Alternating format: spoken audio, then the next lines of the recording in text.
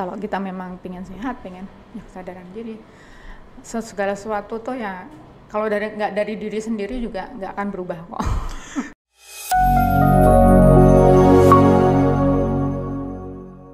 Halo Sobat Ikhlas RSUD Prambanan, saat ini kita ketemu lagi dalam acara Kasmaran Kencan Sehat bersama RSUD Prambanan.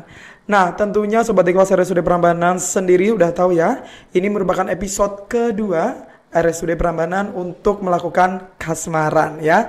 Dan teman-teman juga sudah tahu bahwa ini merupakan salah satu inovasi dari promosi kesehatan rumah sakit kita untuk menghadirkan ekspertis atau ahli di bidangnya untuk membahas terkait masalah-masalah kesehatan terkini yang sedang terjadi ya di lingkungan masyarakat atau di lingkungan kita begitu. Saat ini kita menghadirkan satu narasumber yang sangat luar biasa sekali.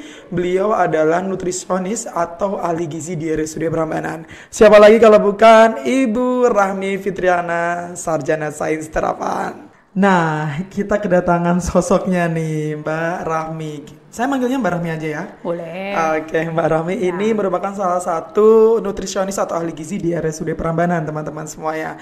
Dan beliau ini praktik hari Jumat dan Sabtu, betul ya? Ya, betul. Tapi untuk layanan konsultasi gizi sendiri itu mulai Senin sampai Sabtu begitu ya.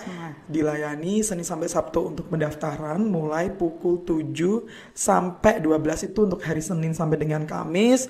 Untuk Jumat pukul 7 sampai pukul 10 dan untuk Sabtu pukul 7 sampai pukul 11 begitu.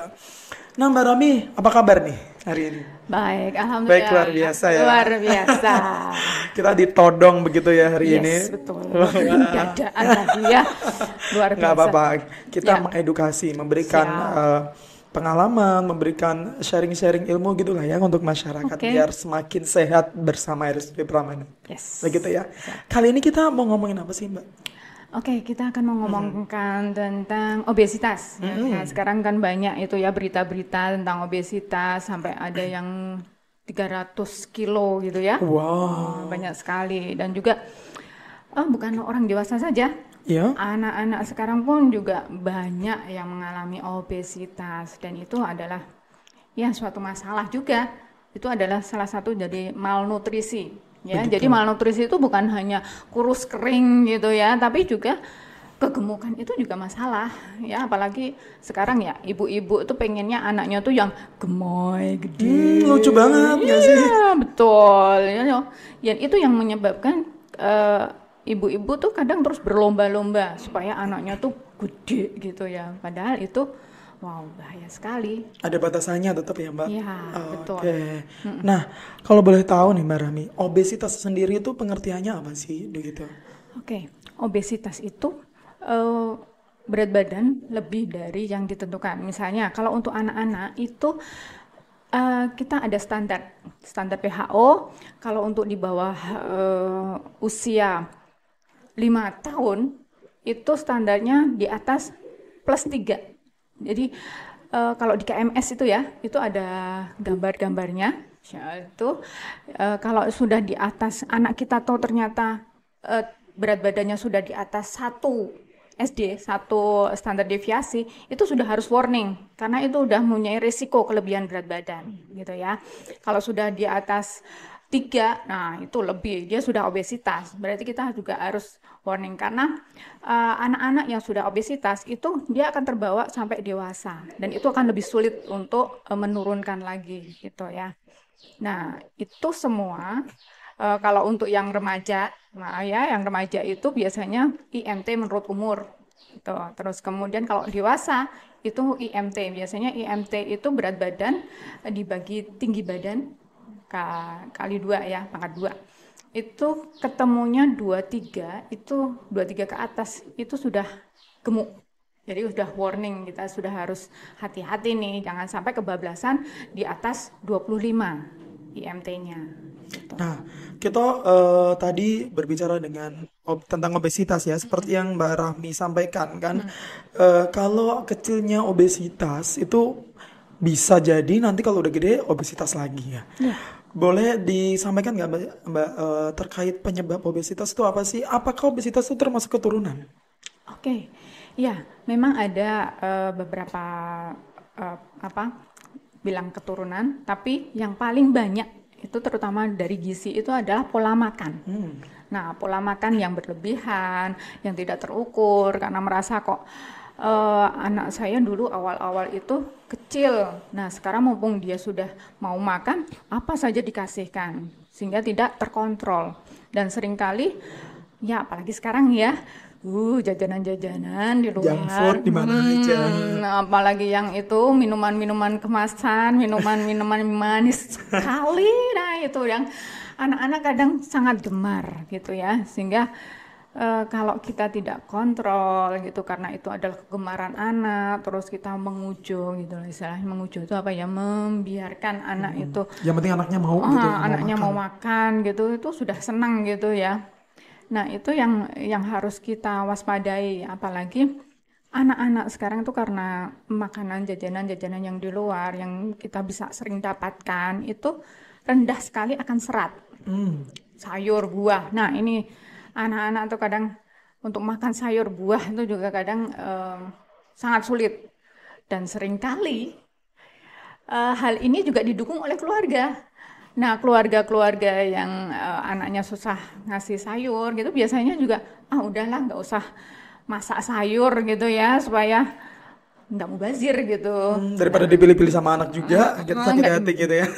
Nggak dimakan juga gitu kan. Akhirnya kadang nggak disediakan sehingga anak itu merasa bahwa itu nggak penting gitu. Sehingga memang gizi itu memang sebaiknya memang dimulai dari keluarga. Baik. Selain penyebab tadi yang disebutkan oleh Mbak Rami ya, gen atau keturunan, kemudian pengaruh dari pola makan, ada lagi nggak sih Mbak pola aktivitas gitu yang mempengaruhi obesitas, diabetes lagi kita. Itu efek selanjutnya. Efek selanjutnya begitu ya, belum nyampe ya. Nah, itu apa Mbak kira-kira? Oke, ya memang benar aktivitas. Sekarang orang lebih suka ada yang kotak itu ya di depan, segala bahan gitu ya, apa-apa bisa kita dapatkan ya. Jarang mungkin jalan-jalan, udah langsung beli aja belanja, tinggal klik gitu ya, udah nyampe di rumah. Nah, itu yang kadang ya membuat aktivitas fisik kita juga berkurang. Nah, itu ya. Kemudian olahraga juga jarang sekali gitu ya. Lebih baik rebahan aja, kalau capek udah rebahan aja. Iya, dengan rebahan aja apa-apa bisa nyampe gitu ya di dekat kita, tinggal klik nyampe begitu ya. Selain itu juga kadang kalau kita rebahan gitu sambil nonton ada tuh kemasan-kemasan lodong-lodong. Nah, itu keripik-keripik gitu ya, 1 kilo kadang habis dalam waktu 1 jam gitu. Wah, itu yang masuk berapa kalori itu, apalagi gorengan ya, 100. Jadi 100 keripik itu ya, itu kalau di nilai gizinya itu 100 gram keripik itu bisa 400 sampai 500 kalori, dan itu sama dengan kita makan 1 porsi. Dan itu tidak porsi sadar. Lengkap. Iya. Nah, Mbak Rami jadi takut nih konsumsi keripik dan juga gorengan tadi. Tapi tuh kadang masyarakat itu kayak gemar banget gitu nggak sih? Nah, sebenarnya tetap boleh nggak sih Mbak makan keripik tadi, chips atau gorengan gitu? Ya, selama itu sewajarnya, ada ukurannya, monggo saja sih, karena semua yang ada di dunia ini kan bisa kita nikmati ya. Betul. Tinggal bagaimana kita mengaturnya saja. Seperti itu. Nah, selain itu kan terjadi di artikel tuh banyak, saya baca artikel begitu kan, beberapa hal yang mempengaruhi obesitas. Salah satunya adalah begadang. Nah, itu gimana nih menurut ahli gizi, hubungan begadang dengan penaikan atau kenaikan berat badan? Oke, begadang tuh kadang juga nggak mungkin kan cuma diem. Mesti ada temennya. Iya, benar. Ya entah kopi, entah cemilan atau apa. Nah, itu kadang yang memicu kita tambahan kalori gitu, tambahan energi yang membuat ya tambah bertumpuk lah. Seperti itu. Kadang kalau malam ya biasanya apa ya, nasi goreng atau mie lah kayak gitu. Itu tambahan-tambahan seperti itu yang kadang itu yang menambah. Jelas. Jadi bener ya Nggak kata bisa. kata lagu ya, begadang boleh kalau ada artinya gitu ya. Kalau enggak ya nggak usah lah istirahat karena tubuh kita juga butuh istirahat ya. Takutnya nanti begadang terus ada tangan kita nih lah Nah, kemana masuklah ke mulut mulut kita. itu yang tidak Oke, bisa terkontrol. bener Mbak Rahmi. Nah, selain itu ya kita udah berbicara terkait penyebab untuk obesitas. Nah, ada nggak sih Mbak efek yang sangat buruk? Tentunya ada lah ya. Tapi boleh dijelaskan nggak sih Mbak efek jangka pendek dan juga jangka panjangnya dari obesitas ini kalau kita tuh tidak bisa mengontrol?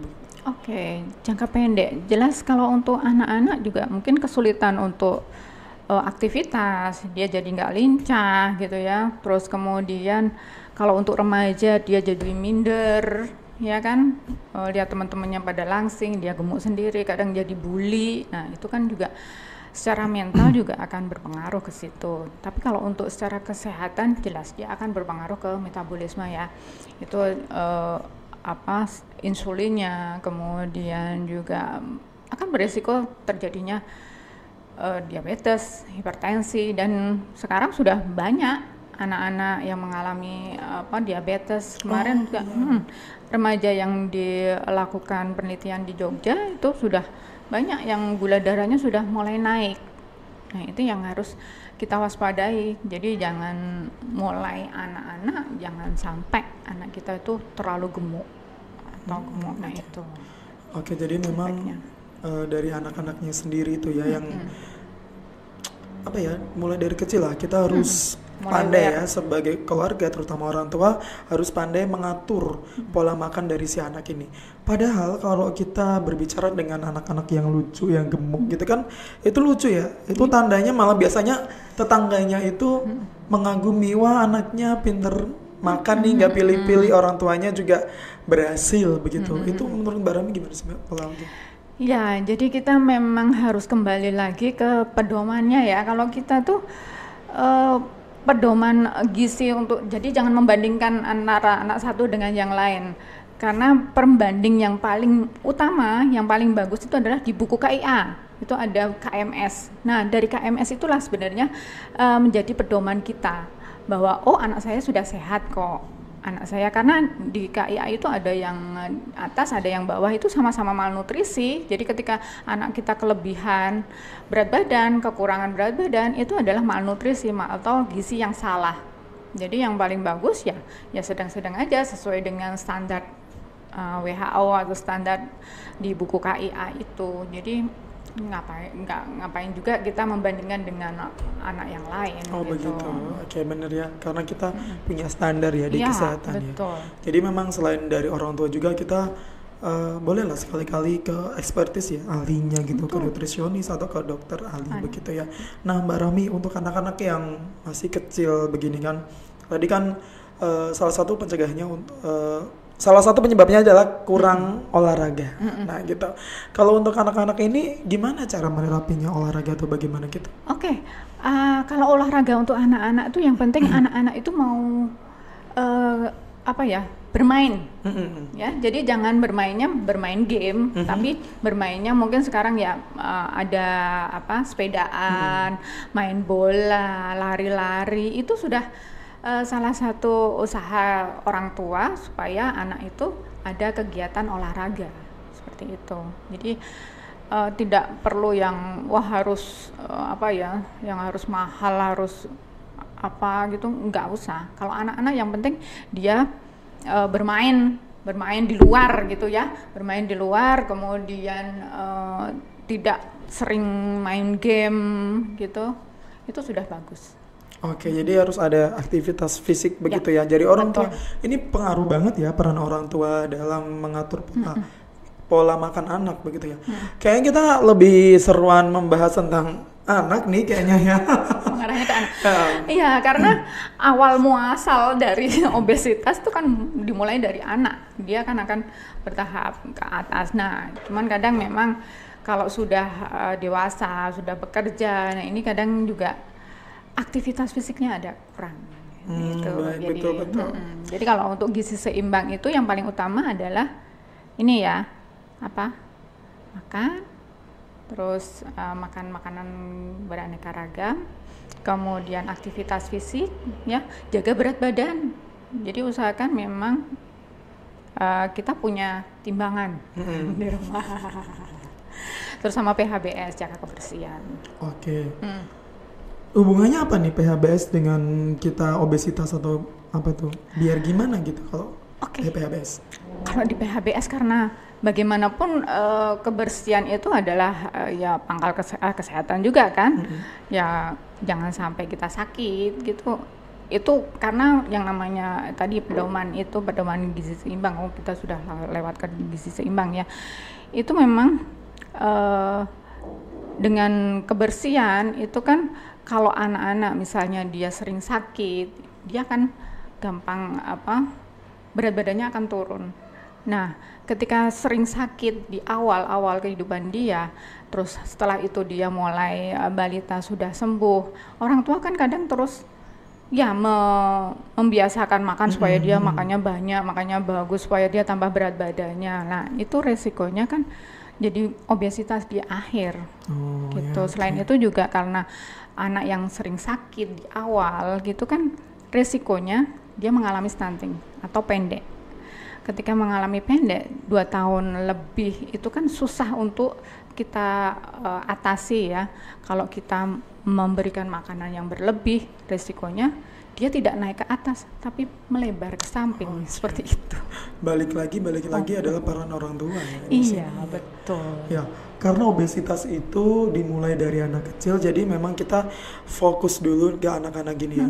Anak gemuk, lucu, belum berarti dia sehat, tapi juga belum berarti dia sedang dalam tahap penyakit begitu ya. Kita juga harus waspada gitu. Caranya ya memang sometimes atau kadang-kadang kita harus ketemu ahlinya begitu. Jangan mendiagnosa diri sendiri begitu biasanya. Betul. Emang seperti itu ya. Nah, terkait dengan obesitas lagi tadi, balik lagi ke jangka panjangnya. Kalau tadi kan kita udah ke jangka pendek ya. Untuk jangka panjangnya ini, untuk anak-anak, remaja maupun dewasa Mbak Rami, itu bagaimana sih Mbak? Oke, kalau jangka panjang jelas metabolismenya yang akan kena. Kalau penyakit-penyakit metabolisme itu lebih banyak ke penyakit tidak menular.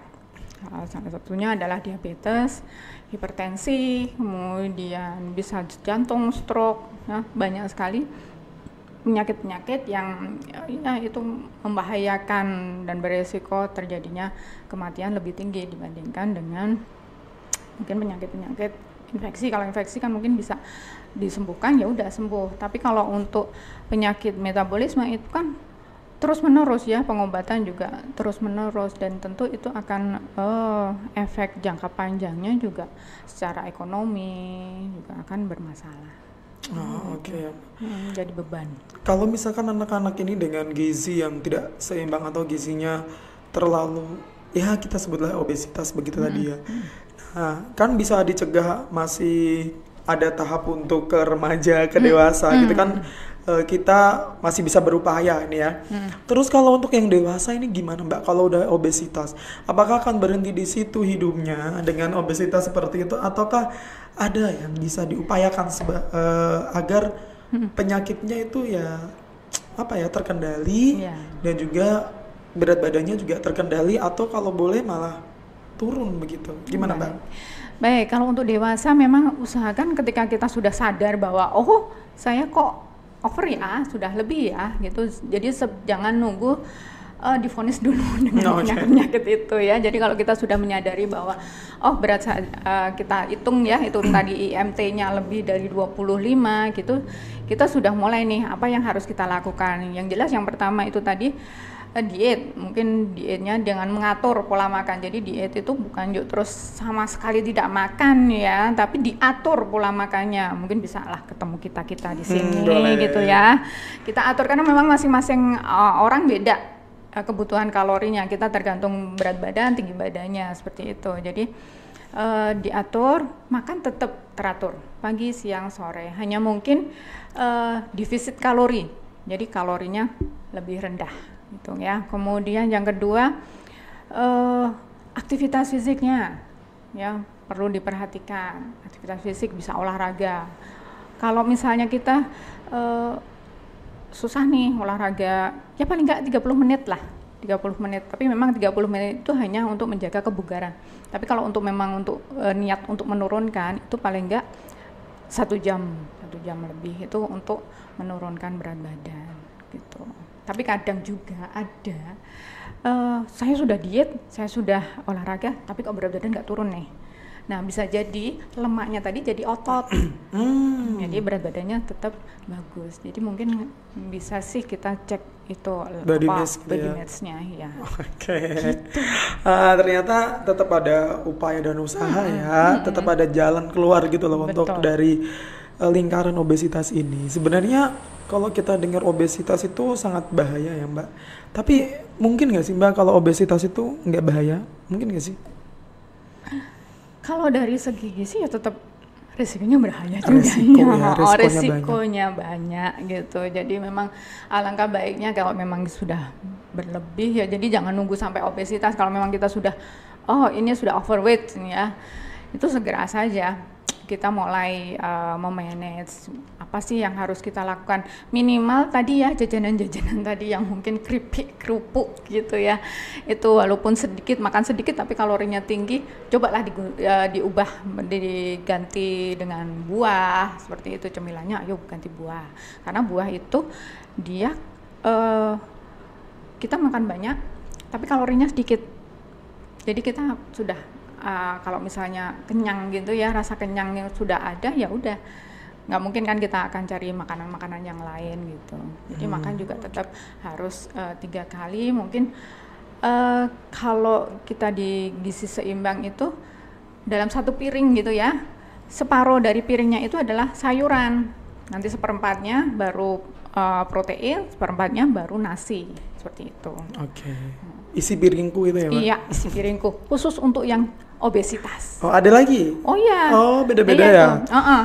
Kalau yang biasa itu biasanya dibagi 3, bagi 3, nanti 1/3 itu sayuran, 1/3-nya nasi, nanti yang 1/3-nya dibagi 2, ada buah dan lauk ya. Okay. Gitu. Tapi kalau untuk yang obesitas nasinya cukup 1/4 saja, jangan berlebih gitu.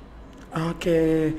Nah itu tuh Mbak, kalau misalkan salah satu upaya dalam pencegahan atau penurunan berat badan itu diet, tapi Mbak Rami tadi bilang kok dietnya gagal gitu, nggak turun-turun. Oh ternyata dietnya itu tadi lemaknya bisa jadi otot gitu ya, karena diimbangi olahraga, pengaturan pola makan juga begitu. Nah lanjut nih, kalau misalkan anak kecil apakah juga perlu diet? Diet yang seperti apa?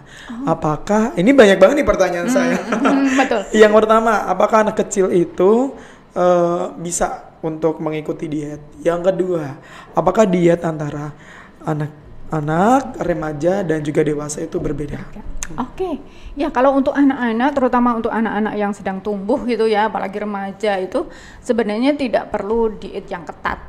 Ya, yang harus kita lakukan adalah lebih mengatur ke makanannya, pola makannya saja. Jadi tidak boleh terus mengurangi karena dia masih masa-masa tumbuh, masa-masa berkembang. Kalau kita diet terlalu ketat gitu ya, takutnya malah kurang gizi nanti ya. Efeknya biarpun gemuk tapi kurang gizi. Gizinya gizi mikro itu yang nanti yang kurang, bisa anemia ya. Itu terus, dan itu akan mempengaruhi ke perform dia sebagai anak remaja, masih belajar gitu kan, terus jadi ngantuan kayak gitu. Jadi kalau untuk anak-anak dan remaja itu yang harus kita lakukan adalah lebih ke mengatur pola makanan, sama saja seperti biasanya, hanya saja hindari saja makanan-makanan yang junk food tadi ya, atau mungkin gula terlalu tinggi, garam terlalu tinggi. Nah itu yang harus dikurangi sambil ditambah aktivitas fisik gitu. Tapi kalau untuk dewasa ya harus diet, harus ada aturannya sendiri gitu. Ya, kalau untuk aturan diet itu bisa kita atur sendiri dan juga konsul dengan ahli gizi begitu ya Mbak? Ya, lebih baik kita konsul ke ahli gizi supaya nanti bisa diarahkan berapa sih kalorinya, berapa sih ukurannya yang harus kita, terus kemudian targetnya berapa. Kalau kita dari gizi itu biasanya target kita hanya 0,5 kilo 1 minggu. Jadi tidak terlalu langsung wah fantastis 10 kilo dalam 1 bulan gitu, nggak boleh kayak gitu. Oh gitu. Iya. Tapi kan karena kalau di masyarakat itu biasanya semakin cepat turun itu semakin apa namanya bahagia Menarik gitu ya. gitu ya. Sampai mereka tuh minum segala macam apapun gitu. Oke. Tapi nanti pengaruhnya apa sih kalau dia terlalu ketat kayak gitu? Oke, kalau dia terlalu ketat, itu kita kan tubuh kita tuh ada isinya cairan. Nah, takutnya yang hilang itu cuma cairan aja, lemak sama ototnya masih utuh gitu. Jadi memang ukurannya memang yang paling utama itu sebenarnya adalah lingkar perut, lingkar pinggang kayak gitu. Kalau berat badan mungkin tetap, tapi mungkin lingkar perutnya bisa turun, lingkar pinggangnya bisa turun. Nah itu bisa akibat dari lemak yang berubah menjadi otot gitu. Jadi dan resikonya ketika kita diet ketat gitu ya, nggak makan ini, nggak makan itu. Ketika kita sudah dapatkan berat badan yang kita inginkan, habis itu balas dendam dong. Benar. Jadinya pingpong ya Mbak? Iya, jadi yoyo kayak gitu. Yoyo. Jadi kayak begitu turun, kita makan agak over, ya udah langsung naiknya berlebih karena sel-sel lemaknya itu dia hanya kisut. Jadi kayak balon gitu ya, balon dia nggak ada isinya, dia kisut gitu. Nah nanti ketika dia keisi malah tambah melar lagi. Kadang melarnya itu lebih lebar lagi dibandingkan sebelumnya. Jadi kita harapkan ketika kita menggunakan gizi seimbang itu bertahap. Jadi turunnya sel-sel itu juga bertahap, tidak mengkerut, tapi dia memang mengecil gitu. Jadi 0,5 kilo gitu. Oke, jadi memang teman-teman Sobat Ikhlas Industri Prambanan ya, kita itu memang ada pengaturan ya untuk pola makan. Dan ternyata anak-anak juga yang obesitas tuh disarankan untuk diet ya. Ternyata anak-anak juga diperlakukan untuk diet begitu. Saya pikir ya cuman untuk remaja yang sama dewasa, ternyata memang anak-anak butuh. Karena sama yang disampaikan oleh Bu Rahmi tadi, Mbak Rahmi, kalau memang obesitas tuh biasanya dari kecil sampai gede gitu, kalau tidak diatur atau tetap aja pola makannya kayak gitu-gitu aja, itu akan malah bertambah besar ya. Betul. Dan tadi juga udah dijelasin bagaimana penyebab itu, terus apa sih penyebabnya udah dijelasin juga, efek jangka panjang, jangka pendek udah. Kemudian apalagi tadi ya tentang pencegahan. Pencegahan dengan aktivitas fisik, kemudian diet tadi.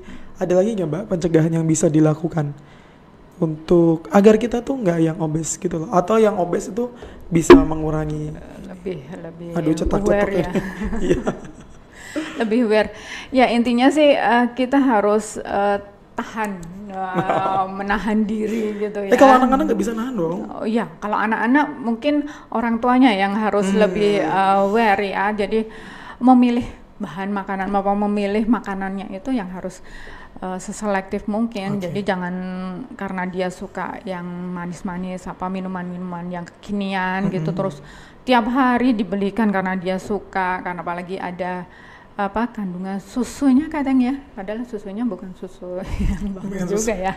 Ya jadi ya lebih ke ini saja sih, kesadaran kalau menurut saya. Jadi kalau kita memang pengen sehat, pengen kesadaran diri, segala sesuatu tuh ya kalau nggak dari diri sendiri juga nggak akan berubah kok.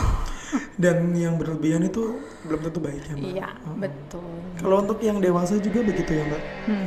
Iya, apalagi dewasa kadang sudah capek kerja gitu ya, olahraga males, nanti istirahat, ya itu tadi ada cemilan. Ya cobalah cemilannya untuk saat ini lodong-lodong disingkirkan, ganti buah. Nah, jadi cemilannya diganti buah gitu. Nah, itu sih. Berbicara dengan buah. Ini pokoknya berkembang terus nih pertanyaannya karena saya tuh curiosity-nya tuh kayak tinggi banget tuh. Berbicara tentang buah. Buah ada nggak sih Mbak buah yang bikin berat badan malah naik? Ada nggak sih? Ya selama kita makannya misalnya makan durian sekilo gitu ya udah ada naik deh gitu ya. Jadi kalau misalnya makan buah ya tetap ada porsinya. Kalau menurut pedoman gizi seimbang itu paling enggak 3 sampai 4 porsi. 2 sampai 4 porsi gitu. Dalam sehari. Dalam sehari. Balik Tetap lagi ya Mbak. Kalau kita mau mengonsumsi sesuatu itu harus ada takarannya ya kan. Memang ya kita tidak boleh serakus itu gitu ya, sesuai dengan apa yang kita butuhkan aja lah ya. Makanlah sebelum apa sih? Makanlah sebelum lapar, berhentilah sebelum kenyang. Nah itu. Tapi yang paling utama lagi adalah air putih. Air putih. Tadi belum disanggung ini. Benar banget, ini penting banget. Air putih ini jadi ketika kita mau diet, terutama untuk yang dewasa ya ini, bukan anak-anak ya betul, ini. Betul. Kalau untuk dewasa itu usahakan minum air putih dulu sebelum makan. Jadi seperempat jam sebelum makan itu minum air putih dulu, habis itu baru makan. Air putihnya 1 gelas. 1 gelas aja. Galon. Terus habis itu ketika makan, tolong kunyahnya yang lama. Kenapa tuh? Sunnah Nabi kan itu 33. Tapi ternyata bukan cuma masalah itu ya, karena ternyata ketika kita mengunyah lama itu makanan itu akan terolah ada enzim yang ada di mulut, dia akan mengolah dan ketika masuk ke dalam tubuh, ke dalam perut itu tidak akan memperberat kerja lambung. Selain itu juga ketika kita makan pelan, itu ketika kita makan banyak gitu sudah kenyang duluan karena dia makannya pelan. Sensor kenyangnya itu udah langsung ke otak. Tapi ketika kita makannya cepet, kita sudah habis 2 piring, baru muncul, udah kenyang, padahal udah habis 2 piring. Gitu. Jadi kenapa kok makannya sebaiknya pelan saja, ngunyahnya yang lama sampai lembut gitu. Nah itu baru baguslah itu. Nggak mungkin kita akan makan banyak ketika kita mengunyahnya pelan, mengunyahnya lama. Ada tipsnya juga ya, ada ilmunya juga. Iya betul. Kirain itu kalau mengunyah lebih pelan lebih lama itu cuman ya biar lembut aja sampai ke lambung gitu. Ternyata memang ada beberapa manfaat-manfaatnya yang sangat luar biasa gitu untuk tubuh kita. Nah Mbak Rahmi, kita udah berbicara banyak sekali pada hari ini ya, pada season kali ini ya terkait dengan gizi seimbang dan juga obesitas. Ada nggak sih yang perlu disampaikan ke teman-teman atau sobat ikhlas RSUD Prambanan ini untuk ya biar mereka tuh aware terhadap obesitas dan juga gizi seimbang ini? Oke. Ya terkait dengan gizi seimbang, yang jelas kita kembali lagi ke pedoman gizi seimbang juga ya. Yang pertama itu makanlah beraneka ragam makanan. Jadi makan jangan itu saja, tapi usahakan ada makanan pokok, ada lauk hewani, lauk nabati, sayur, buah. Nah itu lengkap dalam 1 piring. Jadi supaya kita nilai gizinya itu terpenuhi semua dari beberapa macam makanan. Jangan cuma nasi sama lauk, apalagi nasi sayurnya mie sama-sama protein gitu. Yang resikonya jadi tadi jadinya berat badan yang lebih gitu ya. Yang pertama beraneka ragam, terus yang kedua jaga berat badan. Jadi kalau bisa berat badan itu jangan berlebih, jangan berat badan disuruh jaga berat badan ya. Berat badan saya sudah lebih kayak gini, berarti saya sudah jaga aja segini. Bukan ya, tapi jaga berat badan itu ya sesuai dengan IMT, dengan berat badan yang normal gitu ya. Bukan normalnya gede terus dipertahankan gede gitu, enggak, tapi berat badan menurut IMT-nya normal. Terus kemudian jaga kebersihan dan yang jelas aktivitas fisik. Wah, itu sangat tips-tips yang sangat luar biasa, simple tapi manfaatnya banyak banget ya untuk tubuh kita dan itu juga ya pengaruhnya luar biasa untuk tubuh kita untuk menjaga pola makan dan juga menjaga kesehatan kita begitu ya. Itu tentunya khususnya ya begitu. Nah, teman-teman sobat ikhlas RSUD Prambanan dan juga Mbak Rahmi, ini ya luar biasa sekali materi yang disampaikan oleh Mbak Rahmi pada season kali ini. Dan tadi dijelasin sama Mbak Rahmi juga kalau pengaturan IMT itu bagaimana, kemudian anak itu harus diatur juga pola makannya itu seperti apa. Kalau sobat ikhlas RSUD Prambanan ini masih bingung, bisa datang nih ke Mbak Rahmi. Kapan Mbak pelayanannya? Kalau saya pelayanannya dari Jumat dan Sabtu, tapi Kalau gizinya dari Senin sampai Sabtu melayani. Oke, bisa ketemu dengan Mbak Rahmi di klinik gizi ya, klinik konsultasi gizi RSUD Prambanan. Namun kita selalu buka ya, karena ada 3 ahli gizi ya. 4 ya? 4 ahli gizi yang nanti akan melayani masyarakat ya. Untuk pendaftarannya, untuk hari Senin sampai Kamis pukul 7 hingga 12 siang, untuk Jumat pukul 7 hingga 10 pagi, dan untuk Sabtunya pukul 7 hingga 11. Begitu ya. Nanti akan dilayani dari Senin sampai dengan Sabtu. Kalau mau ketemu sama Mbak Rahminya dari hari Jumat dan Sabtu. Oh ya. Begitu. Sama tambah mungkin kalau misalnya ada kesulitan untuk mengelola makanan, kita juga punya catering loh. Wah, catering apa itu? Catering diet. Jadi kalau misalnya memang pengen diatur nih pola makannya, bolehlah konsultasi dulu. Nanti kita menyediakan makannya sesuai dengan yang kita atur. Tapi itu hanya untuk siang saja.